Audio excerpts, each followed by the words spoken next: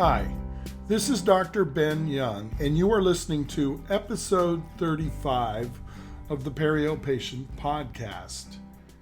If you were thinking I was going to go further into our nation's founding documents, or that I would get into talking about back teeth since we spent some time with the front teeth, the answer is, we'll get there, just not today.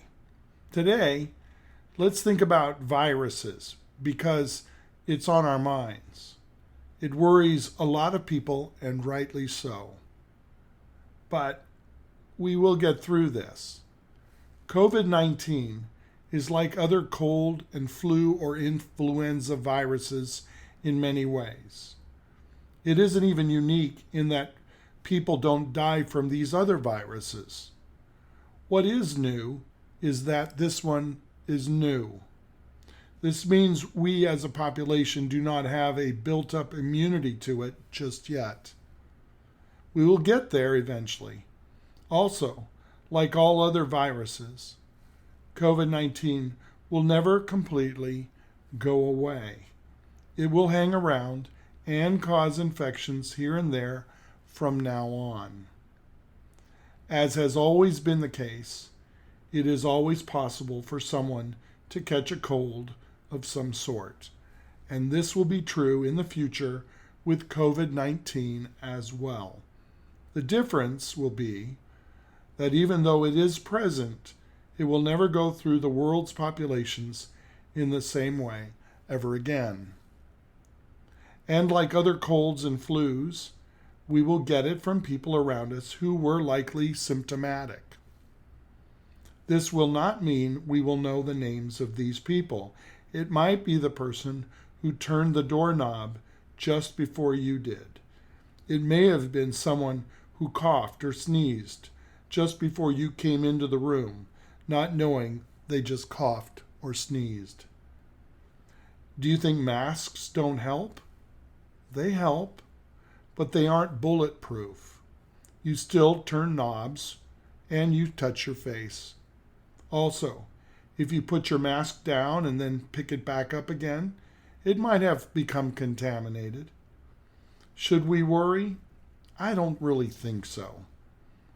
Instead, expect some colds and flus in your lifetime.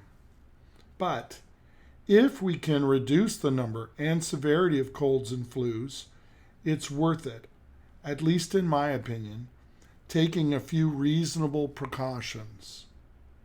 We can't get through all the precautions today, but over time we sure can think about some of these in a bit of detail, and I think we ought to. So we will. I found an interesting quiz having to do with hand sanitizers and COVID-19 on the Food and Drug Administration website, fda.gov.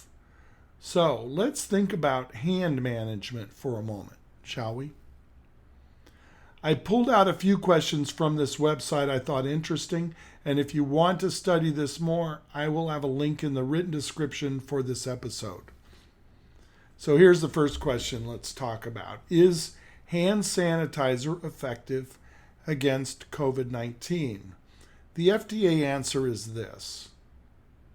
The best way to prevent the spread of infections and decrease the risk of getting sick is by washing your hands with plain soap and water. This is under the advice of the Centers for Disease Control and Prevention.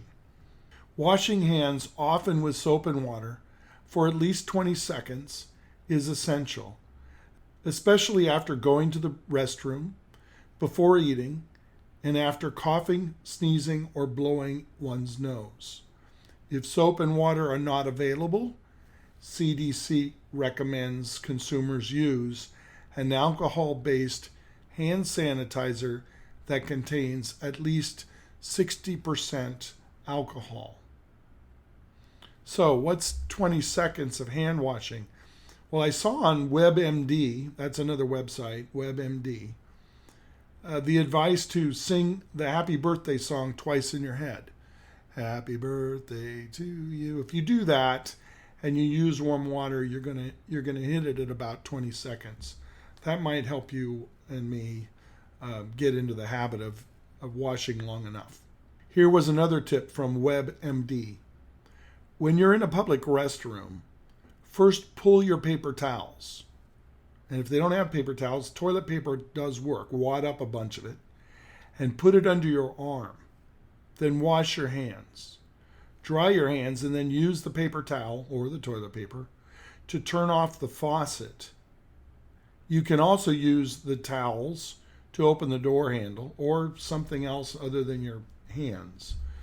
And then throw the towel away in a basket outside somewhere. Okay, here's another question. Should I be using antibacterial soap to wash my hands? And the answer still is, from FDA, the use of plain soap and water is recommended.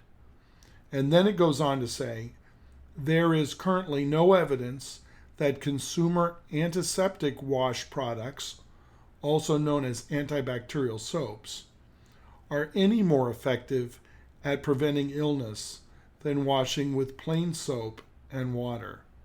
In fact, some data suggests that antibacterial ingredients could do more harm than good in the long term, and more research is needed. Now, they stopped right there, but I'm going to add what I know about that, and that is a lot of times bacteria have the ability to mutate and they can become resistant to things. We know that about antibiotics. So I believe that's probably one of the concerns. Another concern, which is also true, I think, about the hand sanitizers with the 60% alcohol, is that if you dry your hands out, not dry your hands from being wet, but if you use alcohol on your skin and it dries it, you can create cracks and things that would then allow bacteria to get into your body, and viruses too. Okay. Next question. Many surface cleaners and disinfectants say they can be used against SARS-CoV-2, that's COVID-19. What does this mean? Can I use these products on my hands or body to prevent or treat the virus? The answer: always follow the instructions on household cleaners. Do not use disinfectant sprays or wipes on your skin because they may cause skin and eye irritation. Disinfectant sprays or wipes are not intended for use on humans or animals. Disinfectant sprays or wipes are intended for use on hard, non-porous surfaces. Next question. Where should hand sanitizer be stored? Hand sanitizer should be stored out of reach and out of sight of children. It should not be stored above 105 degrees Fahrenheit. For example, it should not be stored in a car during the summer months. Question. Is hand sanitizer flammable? Answer. Yes. Hand sanitizer is flammable and should be stored away from heat or flame. Hand sanitizer should be rubbed into the hands until they feel completely dry before continuing activities that may involve heat, sparks, static electricity, or open flames. Last question I'll get into here. Is hand sanitizer dangerous for children? Answer. For children under 6 years of age, hand sanitizer should be used with adult supervision. When used according to the directions on the drug fact label, hand sanitizer is not dangerous for children. Hand sanitizer is dangerous when ingested by children. Drinking only a small amount of hand sanitizer can cause alcohol poisoning in children. However, there is no need to be concerned if your children eat with or lick their hands after using hand sanitizer. It is also important to keep the product out of the eyes. Every month, there are hundreds of calls to poison control for unintentional ingestion of hand sanitizer. In March 2020, calls to poison control related to hand sanitizer increased by 79% compared to March of 2019. The majority of these calls were for unintentional exposures in children 5 years of age and younger. Therefore, it's very important to store hand sanitizer out of reach and monitor children when they're using hand sanitizer. I think that's enough for today. Next time, let's talk about face masks. Thanks for listening. This has been the Perio Patient Podcast. If you found it helpful, tell your friends and have a great day.